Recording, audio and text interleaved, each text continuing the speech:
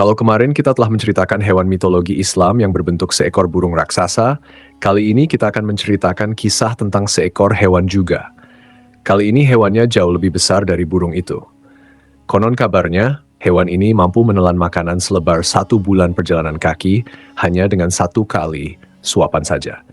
Hewan ini pula ada di 2 kisah Nabi di zaman yang berbeda waktu sekitar 100 tahun. Untuk itu, di video kali ini kita akan membahas tentang legenda ikan raksasa dalam Al-Quran. Assalamualaikum warahmatullahi wabarakatuh, sobat yang dimuliakan Allah, semoga kita selalu dalam keadaan sehat walafiat. Amin ya robbal alamin. Berbicara tentang ikan raksasa yang disebut dengan ikan Nun, maka pembahasan itu tak akan bisa terlepas dari kisah seorang nabi yang bernama Nabiullah Yunus alaihi salam. Kisah tentang Nabi Yunus dan ikan Nun ternukil di dalam Al-Quran yang terpecah menjadi beberapa surat, yaitu ada di surat Yunus, Al-Anbiya, Asy-Syafa'at, dan surat Al-Qalam. Di video ini kita akan menceritakan 2 kisah tentang ikan raksasa Nun ini. Yang pertama, ketika ikan Nun hidup di zaman Nabi Yunus alaihissalam, dan yang kedua ketika ikan Nun yang sama muncul di zaman Nabi Sulaiman alaihissalam. Nah, sekarang kita akan mengisahkan tentang ikan Nun yang hidup di zaman Nabi Yunus alaihissalam. Kisahnya begini, teman-teman. Nabi Yunus memiliki ayah yang bernama Amitai atau yang lebih dikenal dengan Mata. Jadi nasabnya adalah Yunus bin Mata. Dan ibunya bernama Rifka. Nabi Yunus atau dalam bahasa Ibraninya beliau dikenal dengan nama Yonah yang memiliki arti merpati. Di dalam Al-Quran sendiri, nama Yunus disebutkan sebanyak 4 kali dan sekali beliau disebutkan dengan julukan Zunnun. Itu dalam berbahasa Arab yang memiliki arti yang dari perut ikan. Terdapat beberapa perbedaan tentang pada abad keberapa Nabi Yunus ini hidup. Ada yang bilang abad ke-7 sebelum Masehi, ada pula yang bilang ke-8 atau abad ke-9 sebelum Masehi. Tapi yang tercatat pada sejarah saat ini, Nabi Yunus adalah seorang nabi dari kerajaan Israel atau Samaria pada kisaran abad ke-8 sebelum Masehi dan hidup pada masa kekuasaan Raja Samaria Yerobeam bin Yoas. Beliau disebutkan berasal dari Palestina, yang saat itu disebut dengan negeri Syam. Nabi Yunus ini diutus setelah masa Nabi Ilyas dan Ilyasa berakhir. Uniknya, lokasi dakwah beliau bukanlah di tanah kelahirannya, melainkan di tempat yang jauh dari Syam atau Palestina. Nabi Yunus diutus Allah Subhanahu wa Ta'ala kepada kaum yang bernama Ninawa. Ada juga yang menyebutkan dengan nama Niniwe. Kaum Ninawa ini terletak di daerah Mosul, yang saat ini berada di negara Irak.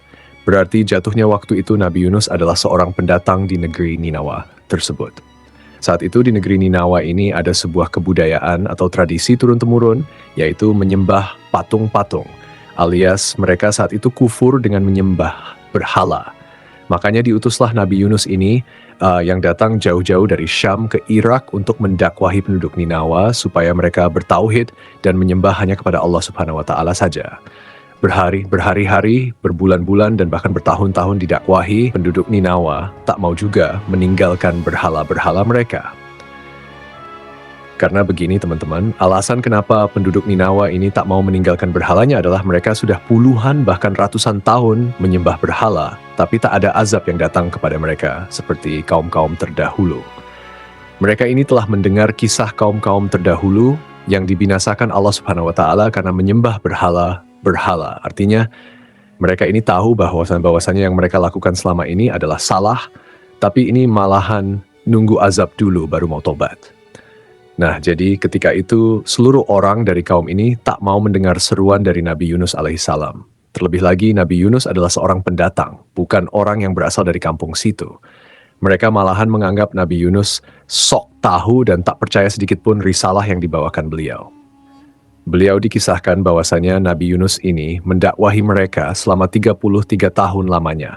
Dan selama itu pula dari sekian banyak penduduk Ninawa, hanya 2 orang saja yang mempercayai Nabi Yunus alaihissalam. Setiap harinya Nabi Yunus hanya mendapatkan ejekan dan tertawaan dari orang-orang itu. Bahkan dari mereka ada yang berkata, "Sudahlah Yunus, urusi saja hidupmu sendiri. Jika engkau mau mendapatkan pengikut, berdakwahlah sana di kampung halamanmu." Nabi Yunus yang notabene adalah manusia biasa, mendengar hinaan dan penolakan itu beliau kecewa dan menjadi marah. Dan pada suatu hari Nabi Yunus pun memutuskan untuk pergi meninggalkan kaumnya. Saat itu Yunus pergi dalam keadaan hati yang kecewa dan marah. Beliau berjalan menuju sebuah dermaga dan meminta izin untuk menumpang di sebuah kapal, yang padahal kapal tersebut sudah kelebihan muatan. Namun, nahkoda kapal tersebut tetap mengizinkan Nabi Yunus untuk ikut di kapal itu. Dan ingatlah kisah Zunnun atau Yunus ketika dia pergi dalam keadaan marah, lalu dia menyangka bahwa kami tidak akan menyulitkannya. Maka dia berdoa dalam keadaan yang sangat gelap, tidak ada Tuhan selain Engkau, Maha Suci Engkau. Sungguh aku termasuk orang-orang yang zalim. Al-Quran Surat Al-Anbiya, ayat ke-87 sampai 88. Tak lama berselang setelah kepergian Nabi Yunus alaihissalam, tiba-tiba tanda-tanda azab Allah Subhanahu wa Ta'ala pun muncul kepada kaum Ninawa yang ditinggalkan beliau. Saat itu tiba-tiba langit berubah menjadi merah, yang jika dilihat saat itu langit seperti kobaran api yang membara. Orang-orang Ninawa pun menjadi ketakutan.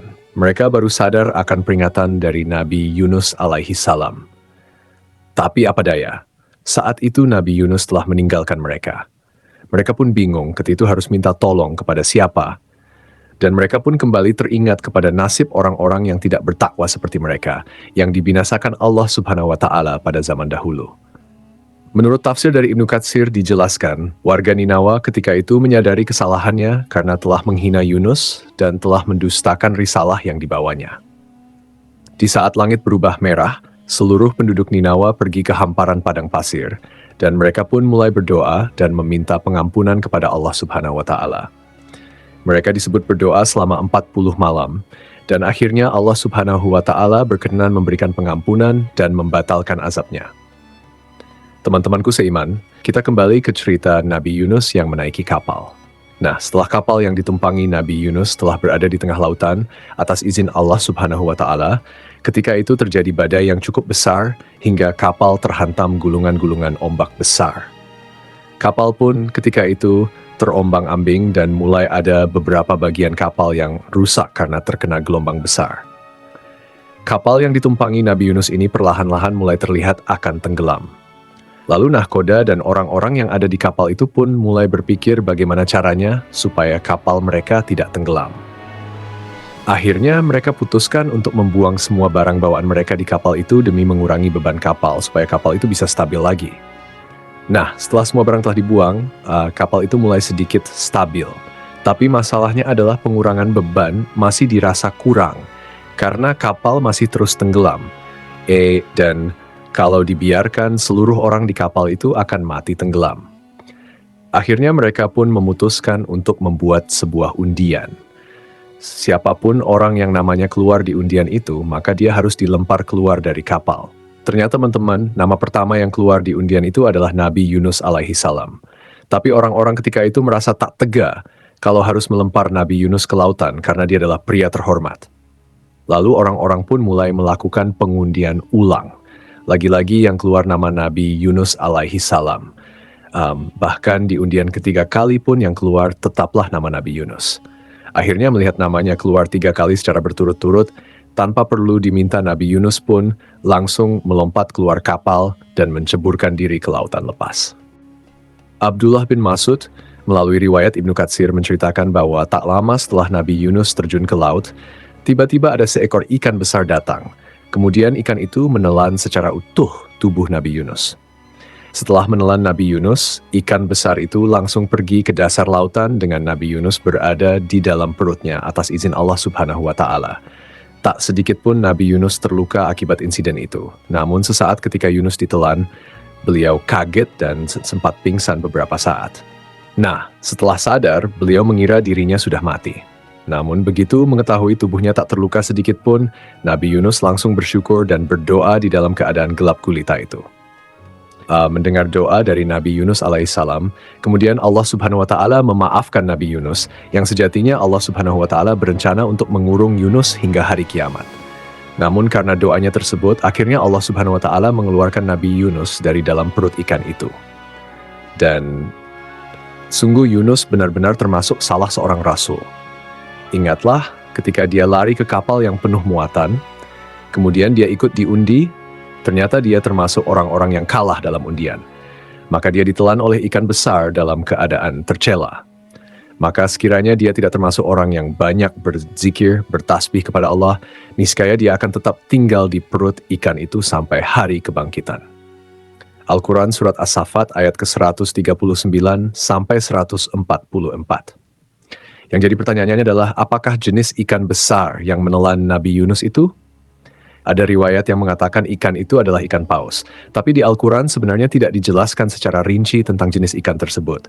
Al-Quran hanya menyebutkan dengan ikan besar. Jadi di sini ada dua kemungkinan teman-teman. Yang pertama, benar kalau ikan itu adalah ikan paus.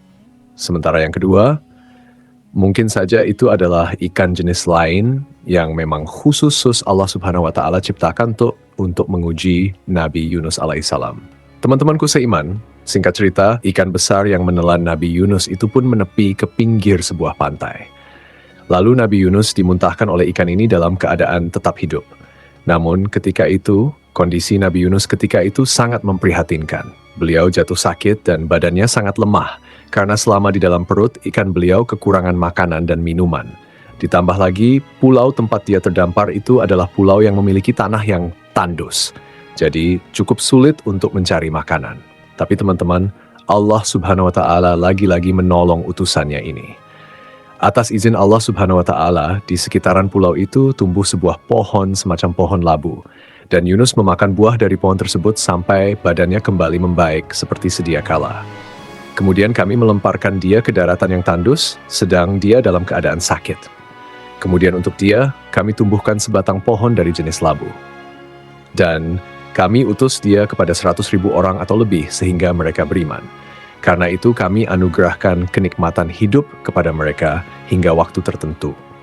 Al-Quran Surat As-Saffat ayat ke-145 sampai 148.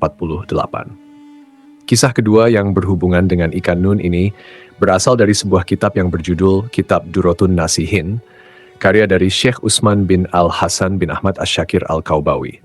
Kisahnya begini teman-teman. Nabi Sulaiman adalah seorang nabi sekaligus raja yang sangat sukses. Sebagai raja, Nabi Sulaiman memiliki kekayaan yang luar biasa banyak.